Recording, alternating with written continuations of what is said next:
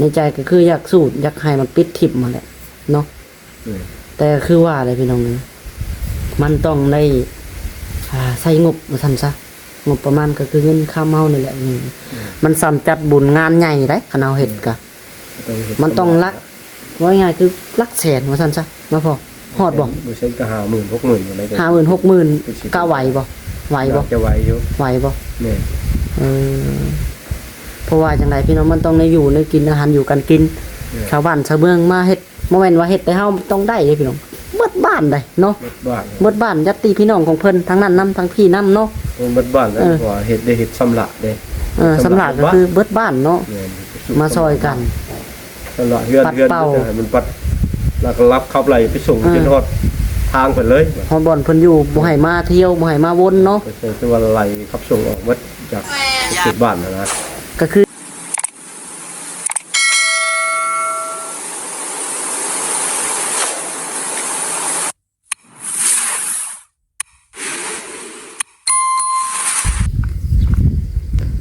เอาพี่น้องกราบสุขสบายดีเนาะสบายดีและสวัสดีเบิดสุขสุขคนพี่น้องบรรยากาศเย็นดีเนาะมื้อเช้านี่พี่น้องเอ้ยเอาพี่น้องเนาะน้องลากามาเปิดคลิปพี่น้องเอ้ยตอนนี้ก็ยังอยู่เฮือนอยู่ซานเนาะนี่แหละพี่น้องเอ้ยบรรยากาศตอนแดดกำลังไปปล่อยเนาะให้มันแดดออกมาแน่พี่น้องเอ้ยเนาะฝนตกแทบทุกมื้อเลยพี่น้องเอ้ยเนาะเอาก็คือมื้อนี้พี่น้องเอ้ยทางน้องลากะ มีเรื่องสิมาโอ้ลมกับ FC นะพี่น้องเนาะแล้วก็สิไปถามไทยทางพ่อเลยพี่น้องเอ้ยก็คือเรื่องนี้แหละพี่น้องเนาะเฮาที่เฮ็ดจังใดดีมันจังสิสงบสันซะนะพี่น้องเนาะมันจังสิสงบสุขเพื่อแล้วก็ผู้อยู่ผู้อาศัยมันจังอยู่ได้นะพี่น้องเนาะก็คือเฮานี่แหละพี่น้องเอ้ยเจอแต่ละมือมันนักเลยแต่ละมือพี่น้องเอ้ยก็คือสุดนักก็คือเป็นมือวันศิลป์พี่น้องเนาะก็คือวิญญาณของเพิ่นนี่ยังบ่ทันได้ไปใส่พี่น้องเอ้ยยังวนเวียนอยู่แถวนี้เนาะวิญญาณของทางผู้ช่วยพี่น้องเอ้ยเพราะว่าจังไดพี่น้องเนาะเพิ่นนี่ยังบ่ทันฮอดเวลาตายพี่ซั่นจ้ะพี่น้องเนาะยังทันฮอดเวลาตายแล้วก็เพิ่นก็วิญญาณได้เกิดวนเวียนอยู่แถวนี้นะพี่น้องเนาะสิบ่ได้ไปใส่เฮาก็อยากโอลมกับ FC จังหน่อยพี่น้องเอ้ยแล้วก็สิไปถามไทยกับทางพ่อเนาะถ้าเฮาใส่แบบงบบ่พี่น้องเอ้ยการสูตรนี่เอายาคูมาสูตรจักองค์พี่น้องเอ้ยแต่เฮาสิใส่งบนี่เบิดหลายปานใดเนาะประมาณนี้พี่น้องเอ้ยอันนี้ก็น้องหลาก็สิถามเบิ่งคร่าวๆพี่น้องเนาะถ้าเฮาบ่เฮ็ดนี่พี่น้องเอ้ยยากเนาะอยู่บ่ได้อะดีเลยพี่น้องเอ้ยเอาไปเอามานี่โอ้ยเนาะลำบากพี่น้องคือเฮานี่อาศัยกับกลางคืนแม่นอยู่พี่น้องเอ้ยก็กล้ากลัวเนาะออกไปใส่กลางค่ำกลางคืนก็ย่านว่าซั่นซะเนาะแม่นอยู่ FC ผู้เบิ่งพี่น้องเอ้ยเนาะสิย่านไปเฮ็ดหยังเนาะจังซั่นพี่น้องก็แม่นอยู่เนาะ สิย่านไปหยังมันเป็นเพลงแก่เงาแล้วก็ได้ยินแค่เสียงสายลมผ่านมาพี่น้องเนาะแต่สำหรับเฮาพี่น้องเนาะมันบ่เป็นแล้วนั่นซะพี่น้องใจเฮาว่ามันย่านไปก่อนว่าซั่นจ้ะเนาะใจคนเฮามันคิดย่านนะพี่น้องหลายคนก็ว่าโอ้ยเนาะสิย่านไปหยังผีย่านโจรย่านหยังดีกว่าเนาะอันนั้นมันก็ส่วนย่านอีกแบบนึงพี่น้องเนาะมันคนละย่านได้แบบนั้นพี่น้องคนเฮาแต่ละคนเกิดมามันก็ต้องมีอยู่แล้วล่ะพี่น้องความย่านเนาะมันต้องย่านกูคนบ่แม่นว่าบ่ย่านว่าซั่นซะสมมุติว่าเจ้าไปชาวพี่น้องพุ่นออกมาในค่ำคืนน่ะยืนทะเลเจ้าจ้ะต่อหน้าเจ้าไปสิบ่ตกใจเนาะอยู่ๆเป็นเงายืนสงบอยู่มันก็ต้องดิ้นหรือว่าตกใจนั่นแหละพี่น้องเนาะมีแต่ว่าพี่น้องน้องหลาก็อยากปรึกษากับ FC นั่นแหละพี่น้องเนาะเอาจังไดดีพี่น้องแล้วก็บ่แม่นแต่ว่าปรึกษาทำ FC พี่น้องเนาะน้องหลาได้คุยกับน้องคองเพิ่นอยู่คุยกับผัวน้องคองเพิ่นพี่น้องเนาะคุยกันหลังกล้องหลังไมค์พี่น้อง ให้ทางเพิ่นนี่ไปโอลมให้เมียเพิ่นให้เมียทางให้กับน้องข้องพี่น้องโอลมกับญาติพี่น้องเพิ่นเบิ่งดูเนาะลังเทื่อมีทางผู้หลักผู้ใหญ่เพิ่นพี่น้องเอ้ย อยากยื่นมือเข้ามาซอยว่าซั่นซะให้มันสงบสุขพี่น้องเอ้ยเนาะก็คือเอายาคูเพิ่นมาสูตรเนาะคัน7องค์เลยนี่ก็ยังบ่อยากคักปานใดพี่น้องเอ้ยต้อง9องค์เนาะคำ9องค์นี้เฮาต้องได้สูตรแบบซ้ำเฮ็ดบุญใหญ่ว่าซั่นซะพี่น้องเอ้ยมันก็ใส่งบหลายเนาะเรื่องตัวนี้พี่น้องเอ้ยใส่งบจำนวนนักหลายเลยพี่น้องเอ้ยน้องหลานเนี่ยโอ้คำว่าสิคาดว่าญาติพี่น้องแล้วเพิ่นสิเฮ็ดเนาะมันก็บ่มีเงินเดี๋ยวไปแบบใดเนาะอันนี้แหละพี่น้องอยากให้เพิ่นปรึกษาเบิ่งว่าเพิ่นสิพร้อมเฮ็ดบ่สมมุติว่ามีทำผู้หลักผู้ใหญ่เพิ่นให้พี่น้องอยากยื่นมือเข้ามาร่วมกันเฮ็ดเนาะพี่น้องเอ้ยอยากให้มันสงบสุขว่าซั่นซะเนาะทางเฮาก็สิบ่ระหวาดระแวงให้มันปิดถิ่มว่าซั่นซะพี่น้องเอ้ยเรื่องนี้อยากให้บ่อยากให้มันได้ยินนะนี่กลางค่ำกลางคืนมาพี่น้องเอ้ยวันศีลก็คือจุดดักเลยเนาะได้ยินเสียงไห้ได้ยินเสียงห้องเอิ้นห้องให้ซอยว่าซั่นซะพี่น้องฟังแล้วก็อนาถดีเนาะทั้งหลายเองก็ได้พี่น้องเอ้ยบ่จักคำสิเว้าบ่จักคำสิว่าพี่น้องเอ้ยเนาะเอามีแต่ว่าพี่น้องเนาะพี่แหละทาง น้องลั่นเพิ่นพี่น้องเอ้ยพากันเฮ็ดแต่มื้อเช้านี่พุ่นแหละพี่น้องเอ้ยเนาะลกหญ้าสวนพี่น้องเอ้ยเนาะแล้วก็แต่งกิ่งตัดใบหัวจิไข่พี่น้องให้มันออกกอแปลนเบิดบานนี่เนาะบ่เห็นแล้วเส้นผักเส้นหยังเส้นหญ้าพี่น้องเอ้ยกะว่าวางแผนนี่สิลกหญ้าเบิดแล้วก็สิเอามักพริกเอามักเพชรพี่น้องเอ้ยซื้อเบี้ยมักเพชรมาปลูกพี่น้องเนาะมาปลูกไว้ตัว คือพุ่น คือปู่คุณย่าคุณตาคุณยาย พี่น้องเอ้ยหันมาหน่อยแม่คือปู่คุณป้าคุณตาคุณยาย น้องลันพี่น้องเอ้ยเป็นลกหญ้าพี่น้องเนาะน้องหลาก็ลกซอยมันอยู่แต่กลับไปเฮ็ดกินเมื่อกี้นี่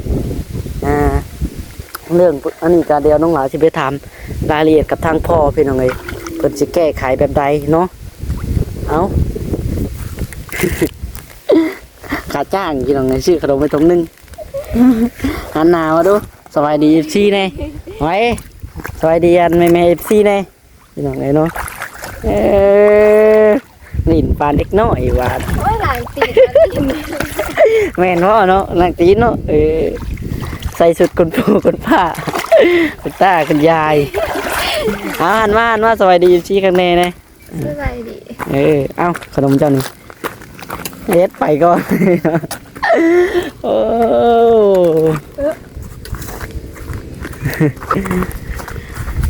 เอาพี่น้องเลยเนาะไปเดี๋ยวมานี่เดี๋ยวไปเบิ่งน้ำกันจะว่าปิ้งซีนเขาใหม่เนาะจักพี่น้องไงปิ้งซีนมาอยู่นี่ก็เลยออกมานั่งเปิดคลิปเปิดสันเนาะคุยเรื่องนี้เลยพี่น้องไงฮะมือบาดแน่เขาก็บาดกันในแขนกับหมุนมึนฮะยังเดินเพื่อนพี่น้องเลยบางเหงาบางหยาก็ยังเปียกเปื้อนอยู่ฝนตกยังบ่เศร้านะขั้นฝนแห้งก็สิลกเก็บหางแป้นนะพี่น้องมันเป็นน้ำบึมบามอยู่แบบนี้นะมันยางกับเขา มันใส่บ่ง่ายคือมันลำบากกว่าซันซะพี่น้องสิเห็นยังกับมันลำบากกว่าซันซะเนาะเอาเดี๋ยวว่านี่แหละพี่น้องเลยบรรยากาศบอลน้องลายให้อยู่ให้กินก็ได้ ลูกไอ้เนี่ยอะไรเนี่ยบนก่อนเรียนกับตู้เชียร์แต่เนี่ย นี่แหละอันตื่นท่านนี่ได้เพื่อนเอาท่านใช่ไหมคุยกับทางพ่อกันนี่คุยอยู่นี่บ่เอาบ่ได้ถามใจพ่อบ่อยู่นี่ก็ได้สบายดีทางพ่อสบายดีทางแม่เนาะนี่น้องเนาะ เหลื่อมตา ฮะ เหลื่อมตา คือตายพริกวันนี้เนาะเป็นจังได เหลื่อมตา ฮะ เหลื่อมตา เหลื่อมตาจังได้อุ้ยแสงแดดเหลื่อมตา โอ้โห โอ้ย ไอ้พอดีตาหล่นปีหนาวตอนนี้ปีนั้นนี่ที่ใครก็เลย จะไปลุกข้างข้างเนื้อเลยปีหน้าลกใต้ปี ดนึงเด้อเพลงนะถ่ายคลิปก็เลยแบบเปิดเด้อ เอาพี่น้องเนาะเฮ้ยก่อนเฮาสิออกไปเฮ็ดเวียกงานก็ได้เนาะทางเพื่อนพ่อรองก็ยังบ่ได้ไปพี่น้องเอ้ยเนาะเพราะว่ามีเวียกอยู่เนาะพ่อเนาะพี่น้องเอ้ยอยากเฮ็ดเวียกทางในบ้านให้มันแล้วซะพี่น้องเอ้ยเนาะเวียกอันเฮ็ดเทือนเนาะเฮ็ดเทือนบุคคลเพิ่นจะเทือน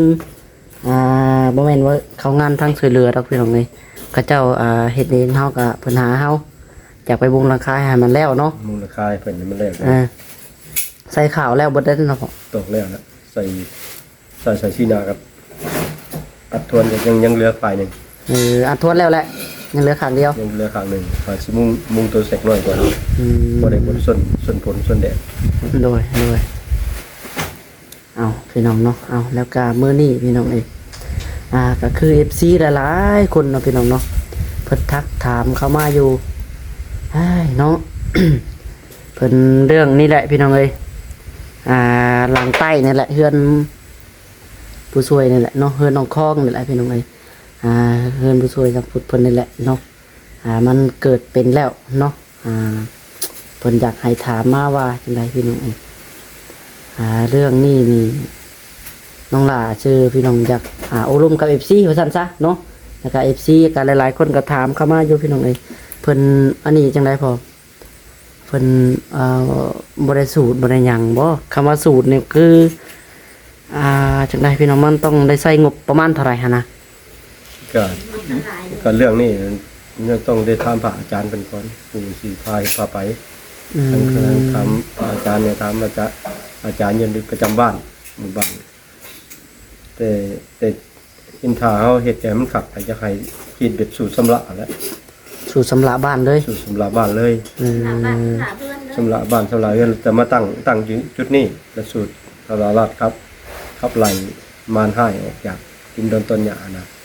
โดย ต้องใส่เนื้อคู่กันหลายแล้วสำบุญใหญ่อยู่แล้วแต่เฮ็ดได้ ตัวง่ายๆคือซ้ำเฮ็ดบุญใหญ่เนาะ บุญใหญ่อยู่แล้ว ยาคูนี่เอาจักองค์ เก้า เก้า องค์มันจังครบคนกับคนตายมีแฮง เพราะว่าจังใด เจ็ดองค์นี่ก็ แม่น ได้อยู่แต่ว่ามันบ่จักวิทย์ครับ ยังบ่คักปานใดเนาะยังมีอยู่เนาะ โดยยังเห็นเป็นว่าวิ เก้าองค์นี้คือวิทย์คักแน่เนาะ โดยแต่ปัจจุบันนี่ก็คนสิบ่จักเชื่ออะไร โดย มันจะเป็นภาพลวงตาแต่ขาดจะติดตาแต่ละคนในหมู่บ้านนะครับเขา แม่น เป็นวาบวันนี้เห็นอย่างงุกยิบแต่ว่าบ่เห็นจึงเป็นโตบ่เห็น บ่เห็นเนาะ แต่ผมเองก็ยังบ่เคยเห็นเลยเราจึงเป็นโตเห็นแต่ว่าแม่หน่อยเดียวนึงพายธงสีแดงกับหนุ่มเสือแขนสั้นสีลายนะ เสือเราเองก็ได้เนาะตัวเราใส่นี่แหละ เราใส่กับหนุ่มสินนั่นเด็ดเราเคยหนุ่มหนึ่งสินเราเคยมาเห็นงานเนี่ยสุดเราเคยเห็นงาน โดย เห็นว่าแวบตลอดแต่ว่า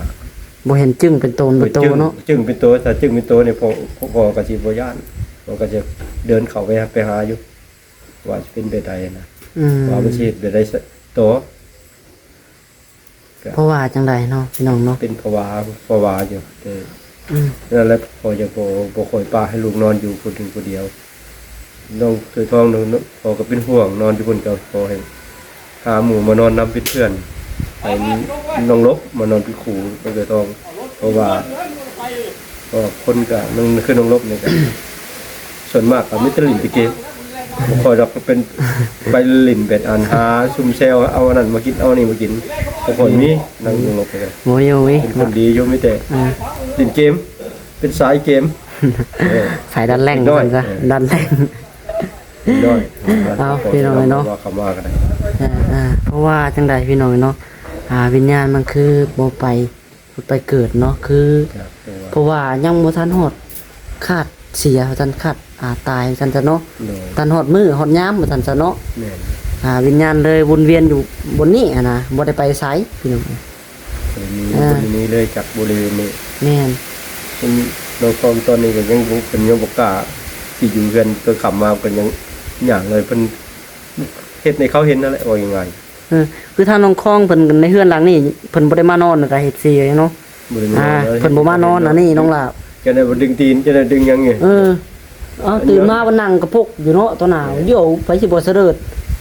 เห็นหลายๆเทื่อหอกย่านได้แม่นน่ะเนาะ แม่น เห็นเทื่อเดียวเทื่อใดมิดเลยใครอยู่ดอก แม่อยู่แต่ว่ามันเป็นคนละโลกอะ แม่นอยู่ว่าแม่มันว่าง่ายคือเป็นผีเด้อพี่น้องเอ้ยเนาะ เลย ให้เข้าใจซำนี้ซะ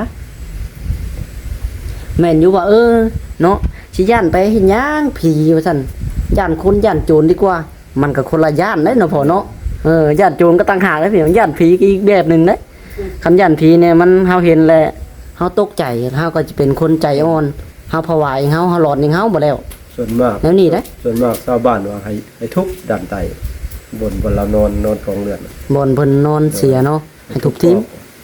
เอาไปได้สร้างขึ้นมาแล้วบ่สิเสียดายบ่จะทุบก็จะให้มันเสียหายอะนะ เอาสมมุติ เอา โดยสมมุติว่าทุบนี่หายบ่ ก็บ่ฮู้ อันนี้น้องล่ะบ่น่าดอกพอดีว่าแห้งสินักกว่าเก่าไปจักคันทุบน่ะทุบเฮือนนั่งมาเฮือนเพิ่นซ้ำเฮือนเราหามาเพิ่นสิได้บ่ได้ง่ายพี่น้องในใจก็คืออยากสูดอยากให้มันปิดทิพย์มาแหละเนาะ เออ แต่คือว่าอะไรพี่น้องนี่มันต้องได้ใช้งบว่าซั่นซะงบประมาณก็คือเงินค่าเมานี่แหละมันซ้ำจัดบุญงานใหญ่ได้คันเอาเฮ็ดก็มันต้องรักว่าง่ายคือรักแสนว่าซั่นซะเนาะพ่อฮอดบ่ บ่ใช่ก็50,000 60,000อะไรก็ 50,000 60,000ก็ไหวบ่ไหวบ่ จะไหวอยู่ ไหวบ่ แม่น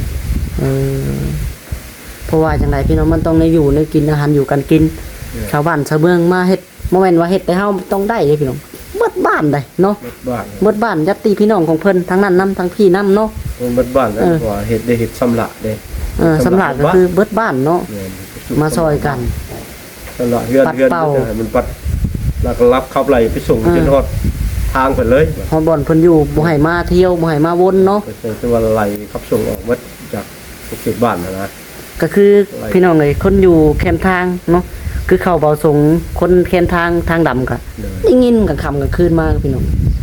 ห้องไห้ซอยห้องไห้โอ้แซ ซอ วย เน่ แซ ซ ว อยเน่ก็มีเนาะ แม่น บางคนก็เห็นหยาดเป็นโต เออ เป็นเลยหลายคนก็เลยญาติผู้ญาติแห้งแล้วเลยเด้ผู้บ่ญาติก็เห็นกับปกติมันแต่คนลุกอยู่ซื่อว่า แม่น เออ คันว่ามากก็พอดีคนชิงลูกซื่อ จริงลุก ๆผู้เห็นก็ ผู้เห็น ผู้อันนี้ถือว่าผู้บ่ย่านพี่น้องก็ถือว่าคนชิงลูกก็เติมหนึงอยู่เอ้ามัน ลุกแล้ว แม่นอยู่เอาเห็นเป็นเงาเป็นหยังที่ย่านไปหยังเป็นเงาเป็นสายลมไปซื่อ มันคนละโลกเลยเด้ มันกับมันคนละลมนะพี่น้องกันลมก็เป็นลมเย็นบัดเฮาก็ต้องคนลุกแน่แหละพี่น้องไอ้เนาะสมมุติเจ้าเอาน้ำก้อนมาแปะใช่บัดเดียวเจ้าสิบ่ดองดิ้นบ่มันก็ต้องดองดิ้นคือเก่าแล้วเอานะไหมเนาะพี่น้องไอ้เนาะอันนี้ก็คือเว้าให้ FC พี่น้องไอ้อันนี้ก็มันก็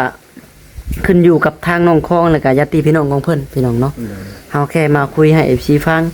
นั่นแหละพี่น้องน้องหล่ะก็ได้คุยกับอันนี้อยู่หลังคลองเพิ่นอยู่หลังไม้หลังกล้องอยากให้เพิ่นไปเล่าสู่ญาติพี่น้องของเพิ่นสมมุติว่ามีผู้ทางผู้หลักผู้ใหญ่เพิ่นยื่นมือเข้ามาเฮ็ดนำห่วมนำนี่ญาติพี่น้องของเพิ่นทางพุ่นเพิ่นสิพร้อมบ่เนาะถ้าญาติพี่น้องเพิ่นบ่พร้อมก็เป็นไปบ่ได้ได้เนาะเฮ็ดบ่ได้ได้พี่น้องเอ้ยเพราะว่าเฮาก็เป็นแม่นอยู่ว่าคนไกลคนเป็นได้แค่คนใกล้คนเคียงนะพ่อเนาะบ่แม่นจะตีพี่น้องจะตัดสินว่าซั่นซะถ้าเฮาจะตีพี่น้องตัดสินก็คือว่าได้พี่น้องก็ต้องได้เนาะเฮาหลายๆคนคนหนึงเว้าคนนี้เว้าเนาะ มือก่อนพอลมทางวันอาศิลวัตเป็นแล้วบ้านเฮานี่น่าจะสู่สำหรับบ้าน สูตรสำหรับบ้านล้างบ้านเนาะ สำหรับสู่สำหรับบ้านนี่มันบ่เรื่องง่ายๆเด้อหมอเด้อหมอเชื่อว่าเป็นเรื่องง่ายๆเด้อบ่ต้องได้ใส่งบหลายเฮาก็ยิงใส่ประชาชนเฮาก็ดูนี่แบบดูการผลิตไปก็บ่มีเงินกัดเกินแล้ว เนาะ เฮ็ด ไผ หยัง ก็ บ่ได้ ไผก็หากันแล้วให้แล้วหน้าเนาะจักจะเอาเงินเนาะค้ำไม่จ่ายไผก็ได้มีแต่ว่าเบิ่งไปนำกันนั่นแหละเนาะพี่น้องเนาะน้องหลาก็ได้อันนี้ก็อีกอยู่ยิงตามญาติพี่น้องของทางนั้นพี่น้องเอ้ยถ้าว่าทางนั้นว่าเห็นดีอยากเฮ็ดกะ เนาะเนาะ คันเฮามีเงินนะพี่น้องไผสิบ่อยากเฮ็ดในใจเนาะ ใจก็อยากให้เฮ็ดให้มันแล้วแหละพี่น้องมันก็ เงาแล้วเนาะ ให้มันปิดทิ่มว่าซั่นซะเนาะคันเฮ็ดแล้วน่ะปิดทิ่มก็ แห่งยินดีได้พี่น้องน้องหลาสิอยากเห็นแต่คือว่าได้พี่น้องมันก็ต้องได้ใช้งบประมาณเฮาเงินคำลำแก้วอะไรเนาะคือเพราะว่าประมาณเขาบ่ฮอดลัก50,000-60,000นี่บ่กล้าเฮ็ด ปากเฮ็ดสำลัก บ่กล้าเอ้ยปากเฮ็ดว่าซั่นซะพี่น้องราคา50,000-60,000 บาทจังกล้าเฮ็ดว่าเฮ็ดบุญเนาะอันนี้เฮาแค่โอ้ลมกับ FC พี่น้องนี่สำหรับ FC ผู้ที่บ่เข้าใจหั่นน่ะแม่นอยู่เฮาสูตรอยู่มันน่ะสูตรเนาะพี่น้องเนาะกะเฮ็ดเคาะกะเฮ็ดเสียเคาะกะเฮ็ดเสียเคาะแค่เสื้อของคน ขอคนผู้ญาติพี่น้องของเพิ่นเนาะคือลูกหลานของเพิ่นสิขอคนพี่น้องกับขอเฮือนเนาะคันสูตรก็สูตรมันนั่นก็แต่ก็สูตรจักองค์มันน่ะ สูตร3 องค์ คาดว่าสิบ่แพ้พี่น้องบ่แพ้3องค์เนาะ 3 องค์สูตรน้อยเป็นน้อยซื้อสูตรบริสุทธิ์จุดบนพัดลมซั่นเขาสูตรอยู่นอก อ้อมเฮือนเนาะ สูตรนี้อ้อมเรือนวิญญาณครับมันอยู่ในเรือนนี่คือสูตรจะมันบอกว่าอะไร โอ้บ่วิทย์บ่แพ้บ่แพ้ บ่เพวิญญาณของคนตาย พวกนี้มันเครียดแค้นเกินไปวิญญาณเครียดแค้นมันวนเวียนอยู่นี่นะ บ่แพ้เพิ่นเด้ว่าง่ายคือวิญญาณอาฆาตแฮง วิญญาณอาการแดง เพิ่นก็ไปอาฆาตไปเพิ่นอยากห่วงว่าซั่นซะอาฆาตห่วงใหญ่บ่อนอยู่บ่อนเซาเรือนชาติละแต้นทั้งลูกทั้งหลานเพิ่นเป็นห่วงเป็นใยอยู่นี่ประจำอยู่นี่บ่ได้ไปไสนะก็สิว่าเอ้ามีแต่ว่าซ้ำนี้แหละพี่น้องเนาะน้องหลาก็โอลมกับ FC ประมาณนี้พี่น้องเนาะจังได๋ถ้าว่า FC มีความคิดเห็นแบบใดก็คอมเมนต์กันเข้ามาได้พี่น้องเนาะคอมเมนต์ทักถามกันเข้ามาได้พี่น้องน้องหลาก็คอยเบิ่งแล้วก็คอยตอบเนาะเอาโอเคเด้อพี่น้องเด้อถ้าว่าคลิปนี้เนาะน้องหลาเว้าหลายเกินไปก็ขอโทษขออภัยพี่น้องอันนี้ก็เป็นส่วนบุคคลเนาะผู้ที่มักเว้าใส่กับทางน้องหลาว่าซั่นซะพี่น้องเนาะหลายคนก็ว่าให้โอ้ยน้องหลาเว้าหลายโพดบ่ติดตามล่ะก็แล้วแต่เจ้าพี่น้องเนาะบอกซำนี้แหละน้องหลาเองก็ได้ถ้าไผมักก็เบิ่งไผบ่มักก็บ่เบิ่งน้องหลาก็บอกแค่ได้แค่ซำนี้พี่น้องเอ้ยเนาะคันว่าสิเว้าอันส่วนบุคคลว่าซั่นซะพี่น้องน้องหลาบ่ได้เมารวมเด้อพี่น้องเด้อส่วนบุคคลผู้ที่มักเว้าให้กับทางน้องหลาเนาะคำถ่ายคลิปบ่ปากบ่เว้ามันก็เป็นไปได้บ่เนาะเห็นคนประกึกนี่มันก็บ่ได้เนาะพี่น้องเอ้ยเนาะเอ้าน้องหลาก็เมาบอกให้ผู้ที่มักเว้าให้กับน้องหลาได้พี่น้องเด้อฝากไว้ฮอดซะเนาะคันเจ้าเลื่อนมาเห็นคลิปนี้ก็ได้เนาะสิเบิ่งก็เบิ่งบ่เบิ่งก็แล้วแต่พี่น้องเนาะน้องหลาก็ถ่ายคลิปเอาให้ผู้ที่อยากเบิ่งว่าซั่นซะเนาะบ่มักเบิ่งก็แค่เลื่อนผ่านพี่น้องไปโอเคพี่น้องสำหรับคลิปนี้ขอตัวไปก่อนเนาะจังไดก็อยู่ดีมีแฮงเบิดสุขทุกคนสบายดีทั้งพ่อพี่น้องเอ้ย สบายดี ทางพ่อรองเพิ่นก็มาเนาะ โด สบายดีพี่น้องเอ้ยเนาะ